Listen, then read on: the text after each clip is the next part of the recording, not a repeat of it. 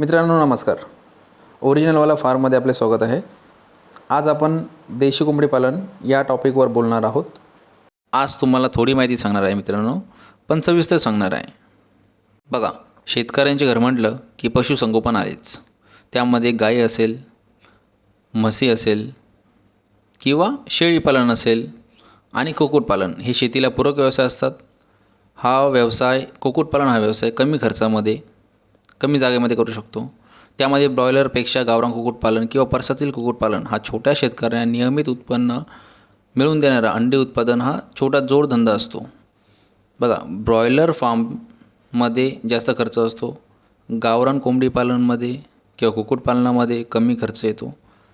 आपल्याला वाटत असेल की गावरान कुक्कुटपालनाला जास्त दिवस लागतात वाढ होण्यासाठी, पण त्याच्यामध्ये चांगला नफा आहे. तुम्हाला जास्त क्वांटिटीमध्ये पक्षी आणावं लागतील तरच तुमचा नफा असेल. तुम्हाला मार्केट, बाजारभाव हे सर्व मॅनेज करून हा तुम्हाला बिझनेस करावा लागेल. बघा, पशुपालकांसाठी संधी असलेला आणि बऱ्याच वर्षापासून रूढ झालेला शेतीला पूरक उद्योग म्हणजे कुक्कुटपालन किंवा कोंबडीपालन आहे. गावरान कोंबडी स्वतःचे अन्न स्वतःच शोधून खाते, त्यामुळे आपल्याला खाद्य व्यवस्थापन करताना शेळीपालनासारखा जास्त खर्च करावा लागत नाही. हेही तुम्ही लक्षात ठेवा. कुक्कुटपालनाचे प्रकार किती आहेत चला बघूया. देशी कुक्कुटपालन, कोंबडी पालन बोलतो आपण त्याला. त्याचप्रमाणे ब्रॉयलर फार्म फक्त मांस विक्रीसाठी, काही ते लेअरसारखे अंडे पण बॉयलर फार्ममध्ये घालत नाही. लेअर फार्ममध्ये फक्त अंडी उत्पादन, खुडूक कोंबडी ही होत नाही, अंड्यातून पिल्लं काढत नाही, फक्त आणि फक्त अंडे देते ही कोंबडी लेअर फार्ममध्ये.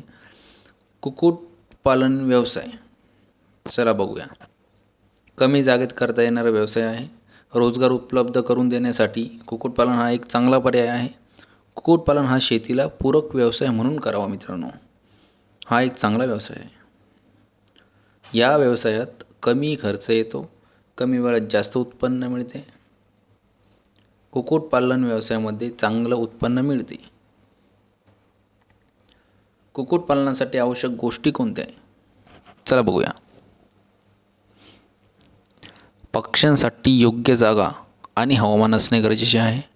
निरोगी आणि चांगल्या जातीची पिल्ले किंवा कोंबडी असणे गरजेचे आहे. पक्ष्यांना योग्य आणि संतुलित आहार देणे गरजेचे आहे. ह्या बाबींकडे तुम्ही लक्ष दिलं पाहिजे खास करून. ह्याच जे पॉईंट तुम्हाला सांगतो आहे, हे 3 पॉईंट हेच आपले फार्म मोठा करणार आहे मित्रांनो. तुमच्या 10 कोंबड्यापासून 1000 कोंबड्यापर्यंतचा प्रवास करणार आहे. त्या वेळेवर लसीकरण करणे आवश्यक आहे. आपण वेळेवर लसीकरण केलं नाही तर कोंबड्यांना आजारांचा धोका होऊ शकतो, ते दगावू शकतात.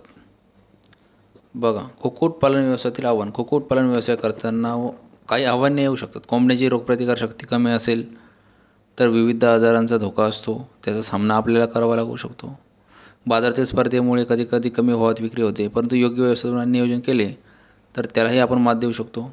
कुक्कुटपालन व्यवसायाचे भवितव्य काय आहे? कुक्कुटपालन व्यवसायाचे भवितव्य अत्यंत उज्ज्वल आहे. शहरीकरणामुळे मांस आणि अंड्यांची विक्री दिवसेंदिवस वाढत चाललेली आहे मित्रांनो. कमी बजेटमध्ये, कमी खर्चामध्ये, कमी पैशामध्ये, कमी जागेमध्ये आणि कमी वेळामध्ये जास्त उत्पन्न, जर असा व्यवसाय तुम्हाला करायचा असेल तर गावरान कुक्कुटपालन तुम्ही करा. ब्रॉयलर कुक्कुटपालन करण्यापेक्षा गावरान कुक्कुटपालन करा. तुमच्याकडे पैसे नसतानाही तुम्ही हा बिझनेस करू शकता मित्रांनो. दुसरा बिझनेस कोणता करू शकत नाही. तुम्हाला जर माहिती आवडली असेल तर चॅनलला लाईक, शेअर आणि चॅनलला सबस्क्राईब करा. धन्यवाद.